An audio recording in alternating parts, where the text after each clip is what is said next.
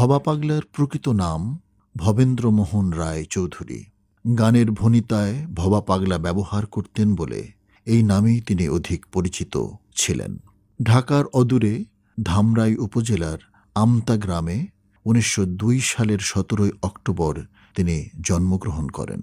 প্রচলিত শিক্ষার প্রতি আগ্রহ না থাকলেও, এমনকি প্রাথমিক বিদ্যালয়ের স্তর অতিক্রম করতে না পারলেও আধ্যাত্মিক জ্ঞানের দিকে মনোনিবেশ করেন অল্প বয়সেই।